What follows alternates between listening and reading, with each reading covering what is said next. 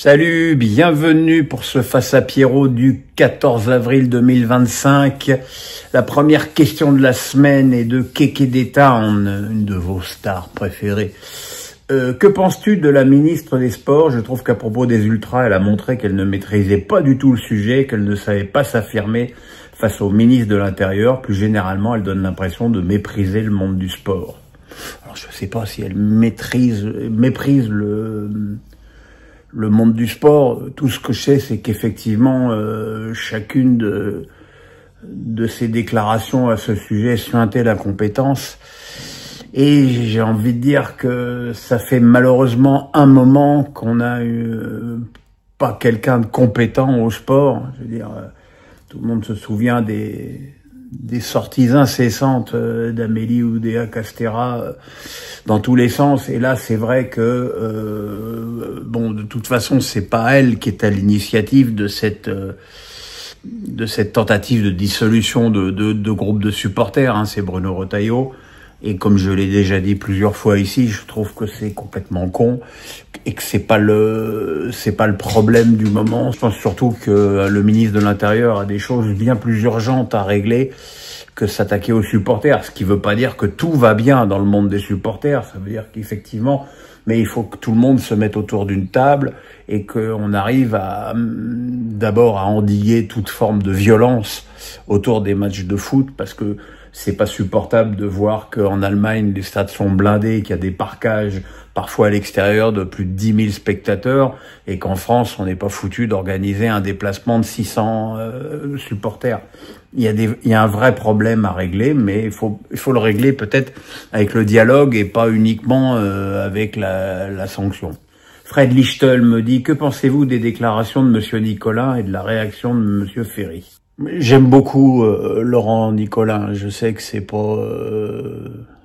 pas dans l'air du temps d'apprécier cet homme, mais je trouve que c'est quelqu'un d'investi, d'affectueux, de passionné, et qui a essayé de reprendre de tout son cœur l'œuvre de son père, et qui voit aujourd'hui un peu le château de cartes s'effondrer, à la fois sur le plan sportif et sur le plan financier. Je pense que la situation est très difficile à vivre pour lui et qu'il doit se sentir trahi par les gros salaires de son équipe, TJ Savanier, Wabi Kazri, voilà.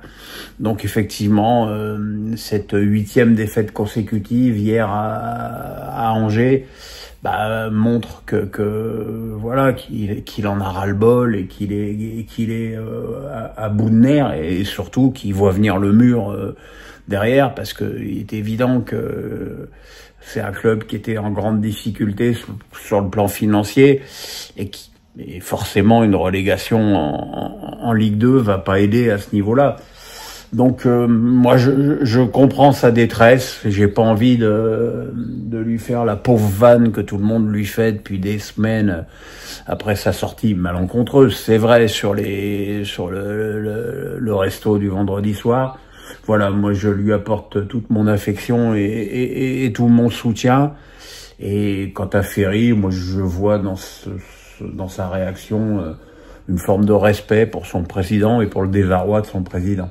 Winter Joseph me dit: que penses-tu de la déclaration de Cherki sur son avenir en sélection, quand il dit simplement chaque chose en son temps à propos d'un possible choix pour l'Algérie? Tu trouves ça logique ou un peu trop flou? Moi je me mets à la place de Ryan, hein. Ça fait quand même plusieurs trains de l'équipe de France qui passent devant lui. Je pense qu'aujourd'hui, le fait qu'il soit appelé en sélection me semble très honnêtement évident, parce que c'est un talent inné, c'est quelqu'un d'incroyablement doué, et qui a une qualité de passe qu'on ne voit pas chez les autres joueurs. Je pense qu'il a une qualité de passe supérieure à Olise ou à Doué, qui ont d'autres qualités que Cherki n'a peut-être pas. Mais je vois pas pourquoi abondance de bien nuirait, et que effectivement on pourrait plutôt que d'aller sélectionner des joueurs qui servent à rien comme Guendouzi, voire Zahir Emery, je pense que Cherki pourrait très bien intégrer la sélection, et qu'à force de pas l'appeler, il va finir par choisir l'Algérie, et c'est tout à fait normal. Après, Je dis ça, je suis pas dans sa tête. Peut-être que lui, dans sa tête, son choix est fait et qu'il préfère jouer pour l'Algérie parce que c'est son pays d'origine. Voilà, c'est quelque chose qui se respecte complètement. Winter Joseph. À 4 journées de la fin, le Paris FC est 2e de Ligue 2. La montée directe est en bonne voie, mais je m'interroge sur le projet du club sur les 2-3 ans. Ont-ils adopté une posture de promu classique ou cherché à s'installer directement dans le haut du classement? Écoute, je pense qu'on a une vraie indication avec le mercato d'hiver qu'a fait le PFC, parce que déjà là, la famille Arnaud aurait pu intervenir de façon beaucoup plus forte en termes d'investissement, et que finalement, elle a fait vraiment le low cost avec De Smet et Cafaro. Donc, je pense qu'en cas de montée, il faudra s'attendre à un PFC raisonnable, parce qu'en plus, il y aura un changement de stade, que c'est pas forcément évident non plus, ça. Donc oui, je pense que c'est les Arnaud, c'est pas parce qu'ils sont riches, très riches, qu'ils vont faire n'importe quoi et vouloir jouer au petit PSG. Je pense qu'ils vont vouloir faire un vrai club et s'appuyer, évidemment, ça se décide pas en claquant des doigts sur la formation, mais moi je pense qu'ils vont plutôt prendre leur temps. Lichagone me dit Alcaraz n'en finit plus de s'imposer en ayant perdu le premier set. Comment expliquer cette espèce de retard à l'allumage qu'il voit afficher 2 niveaux opposés sur un même match? J'adore Alcaraz. Alcaraz, j'ai presque transposé l'amour que j'avais pour Roger, pour lui, parce que c'est un joueur électrisant dans un circuit où il y en a plus. Mais il m'agace beaucoup dans ces matchs, parce que je trouve que, en fait, j'ai cherché, parce que j'ai vu tous ces matchs à Monte Carlo et j'ai essayé de... Je savais que j'aurais une question sur lui et j'ai essayé de résumer ma pensée. Je trouve qu'il joue bêtement. Voilà, je trouve qu'il joue bêtement. Jusqu'à ce qu'à un moment donné, il soit en danger et que là, il joue moins bêtement. Ça a été évident contre Fils, où au premier set, il a voulu jouer à celui « c'est moi qui tape le plus fort ». Et forcément, force est de constater qu'il gagnait pas forcément sur ce plan-là avec Arthur. À partir du deuxième set, eh ben il s'est mis à arrondir un petit peu plus ses frappes, à varier un petit peu plus ses coups et à sortir Arthur Fils de cette routine qui était faite surtout sur la puissance. C'est là. Et puis c'est vrai qu'au troisième set, il a enclenché le mode injouable alors qu'il était breaké. Voilà, il a des qualités. Il a peut-être presque trop de qualités, Alcaraz. Et il sait peut-être faire trop de trucs. Il est évident que s'il tombe contre une opposition plus forte, il pourra pas se permettre de perdre du temps comme il a pu le faire sur la plupart de ses matchs à Monte Carlo. Alex Nissa du 06, le voilà.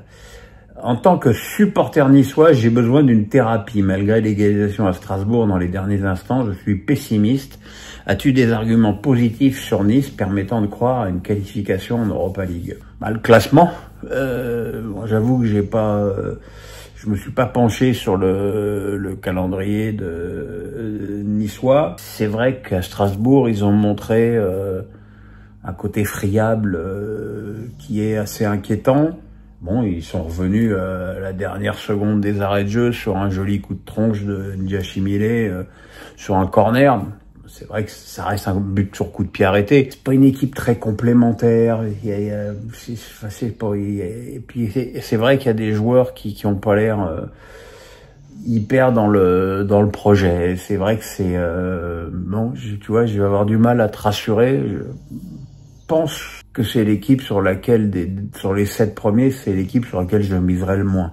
Alex Nissa du 06 me dit Moussetti qui va atteindre son meilleur classement avec la 11e place. Penses-tu que Moussetti puisse s'installer dans le top 10 dans les années à venir avec son jeu varié, car des Roublev de Minor rude dans le top 10, mon Dieu, ou son manque de puissance va-t-il être handicapant? C'est vrai que Moussetti a un très beau jeu, il est très intelligent, il sait faire énormément de choses. C'est vrai qu'il n'a pas une puissance, enfin il a une puissance évidemment très inférieure notamment à Roublev et au coup droit de Rude. De Minor, ça reste discutable. Je sais pas, je pense que honnêtement sur ce que je vois, je pense qu'aux alentours de la 10e place, on est un peu à un plafond de verre pour lui. Mais enfin bon, c'est déjà pas mal d'être top 10. Hein. Alex Lys a du 0-6, comme ça c'est fait. Arsenal a réalisé un grand match aller face à un médiocre Real Madrid en quart de finale. Malgré ses 3 buts d'avance, c'est ce que tu te dis avant ce match retour, attention avec le Real, on ne sait jamais, même s'il a 3 buts de retard, ça paraît compliqué à remonter. Alors là, on va être très clair, je ne crois pas un instant à une remontada du Real, parce que, je le dis, je vous le dis ici depuis des semaines, cette équipe du Real est nulle. Et c'est déjà prodigieux qu'avec le niveau de jeu qu'elle montre, qu'elle soit en finale de la Coupe du Roi, deuxième du championnat et en quart de finale de Ligue des Champions, parce que y a rien dans cette équipe défensivement, cette équipe qui est, c'est vrai, décimée par les blessures et où Ancelotti est obligé de bricoler tant au poste de latéral droit que au poste de latéral gauche. Même si, bon, Asensio a fait son trou avec Rudiger en charnière. Au milieu, le fait qu'on voit autant Modric à l'âge qu'il a est quand même pas un signe de super santé. Et puis devant, t'as une absence de complémentarité assez incroyable. Alors effectivement, bon, ça reste des grands joueurs qui peuvent effectivement prendre feu ponctuellement, mais honnêtement, j'y crois pas une seconde.